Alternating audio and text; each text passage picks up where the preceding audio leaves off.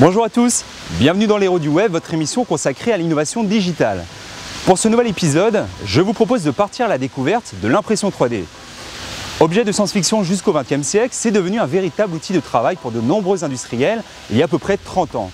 Et pourtant, vous l'aurez remarqué, cela fait seulement quelques mois, voire quelques années, que les médias se sont accaparés ce sujet et donc que le consommateur a commencé à s'y intéresser. Alors pour bien comprendre les enjeux de ce phénomène, je vous propose de partir à la rencontre de 4 spécialistes. Évidemment, un concepteur d'imprimante 3D made in France, Icruvis, mais aussi Sculpteo, bien connu pour ses services autour de l'impression 3D. Nous rencontrerons également un chausseur qui a décidé d'utiliser l'imprimante 3D à travers son projet Monologue Paris pour apporter de nouveaux services à ses clients. Mais pour l'heure, c'est ici, chez Dassault Systèmes, que nous démarrons cette émission avec Frédéric Vacher, directeur de la stratégie marketing. Il va nous expliquer comment le leader mondial du logiciel 3D est en train de s'insérer dans le monde de l'impression 3D. Alors, le mouvement est en marche. Place à ce nouvel épisode d'Héros du Web. C'est parti!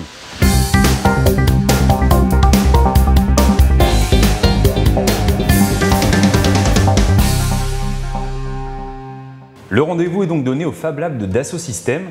Leader des logiciels 3D, l'entreprise a établi une grande légitimité auprès des industriels, créatifs, makers ou encore designers, et son savoir-faire s'élargit aujourd'hui à l'impression 3D. Cette pratique n'a rien de nouveau, mais attire tous les regards depuis quelques mois, que ce soit celui des entreprises ou des particuliers. Une attractivité que nous explique Frédéric Vacher, directeur de la stratégie marketing de Dassault Systèmes. La révolution annoncée, ce n'est pas une révolution technologique qu'on connaît depuis 30 ans. Nos clients industriels l'utilisent pour le prototypage rapide. C'est surtout une révolution des usages. C'est un petit peu comme le personal computing. Maintenant, vous avez le personal manufacturing.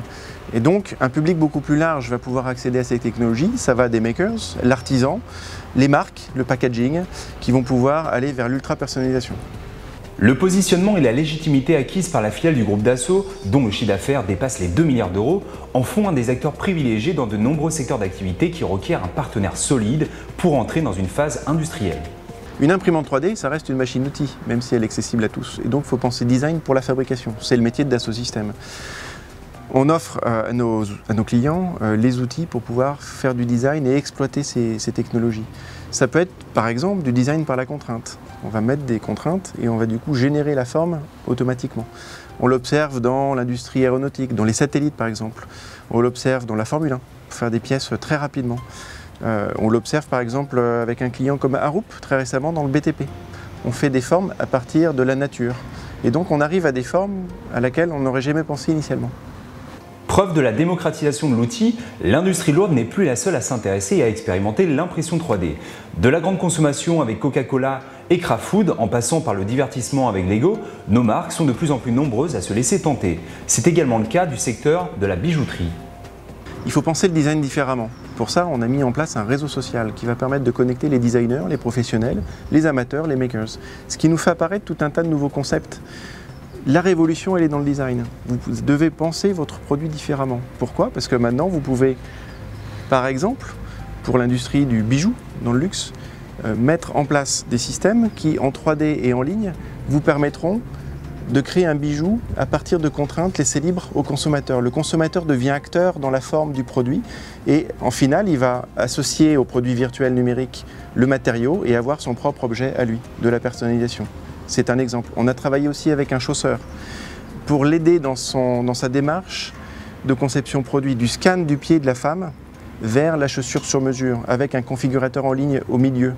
Donc il faut penser le produit différemment avec le numérique et c'est ce qui est possible maintenant avec l'impression 3D. Vous l'aurez compris, l'impression 3D n'est plus l'affaire que des industriels. Un grand nombre de vos objets du quotidien pourraient bien être imprimés dans un futur très proche. C'est en tout cas le ressenti de Benjamin Mayedine et Guillaume Cazodéor qui ont décidé d'apporter une touche de technologie dans l'univers des chaussures. Je vous propose donc de partir à leur rencontre sans plus attendre pour découvrir Monologue Paris. Je pense que dans la chaussure, en particulier dans le prêt-à-porter en général, on est confronté à un problème de temps et d'argent. Par les stocks et tous les risques qu'on prend derrière pour vendre ces stocks. La technologie 3D offre une solution plus qu'intéressante pour l'avenir de ce marché. Ce qu'apportent les nouvelles technologies et notamment l'impression 3D à un monde traditionnel comme la chaussure, c'est de vraiment pouvoir reconsidérer le mode de fabrication traditionnel et d'apporter en fait une adaptabilité, une précision et une rapidité qu'on ne trouvait pas avant en fait. Le projet Monologue Paris n'a donc rien d'un gadget. Tout est mis en place, de la conception en ligne à la production, pour apporter un service inédit aux clients et donc rendre plus utile que contraignante cette prestation.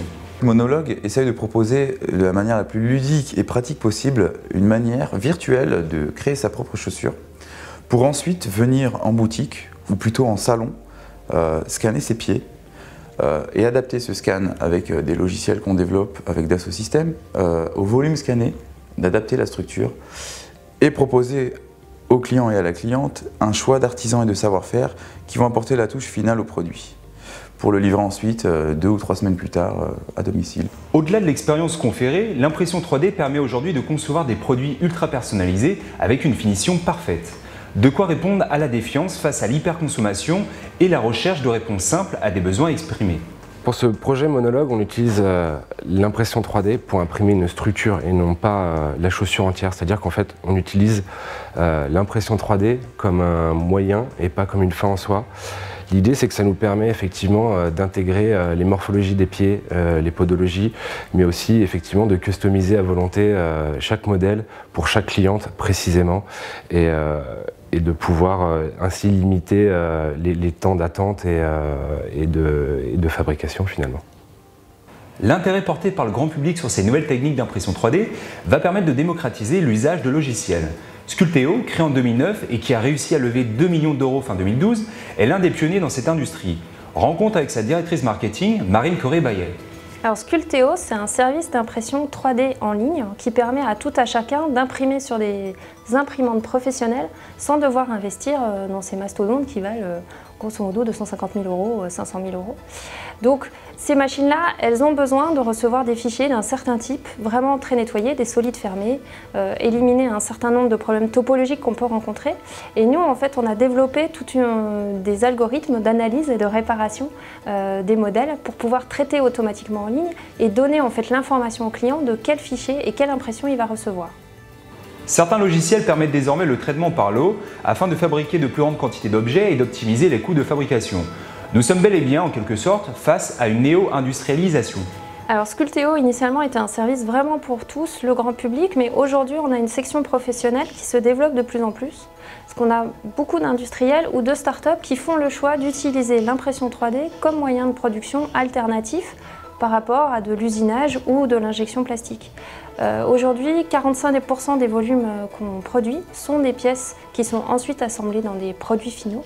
Et on développe cette usine à destination essentiellement des professionnels pour leur permettre d'être plus rapidement satisfaits pour leurs besoins en série. Si l'engouement est aussi important, c'est aussi parce que l'impression 3D permet d'imprimer de plus en plus de matériaux. Outre le filament classique en plastique, on peut désormais compter sur le bois, l'or et plus surprenant encore, des tissus musculaires. C'est ce que nous explique Tugdual Lenéel, cofondateur et concepteur des imprimantes 3D Icruvis. La fabrication additive, plus communément appelée l'impression 3D, est une technologie qui travaille de couche par couche. Donc nous devons déposer de la matière à un endroit bien précis. Il existe différentes technologies qui peuvent répondre à plusieurs matériaux différents afin de les mettre en forme, car toutes n'ont pas les mêmes contraintes, notamment le béton ou les cellules souches, voire même nous utilisons la technologie de dépôt de fil fondu qui consiste à amener un filament thermoformable à une température.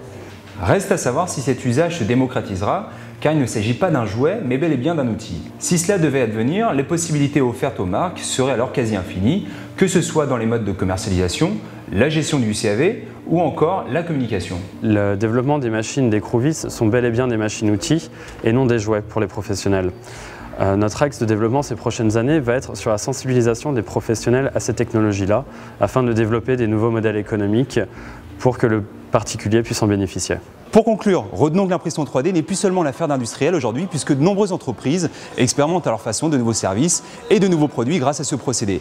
Alors il s'agit tout simplement d'un retour aux sources, puisque sur 2000 ans d'histoire, nous avons davantage consommé de produits sur mesure que de produits standardisés. C'est une bonne nouvelle, nous allons enfin pouvoir posséder notre voiture, des chaussures et différents accessoires et les concevoir de façon ultra personnalisée. Voilà, c'est la fin de cet épisode d'Héros du Web. J'espère qu'il vous a plu. Je vous dis à très bientôt pour un prochain épisode sur le jeu vidéo. D'ici là, restez connectés sur les réseaux sociaux. À bientôt, bye bye.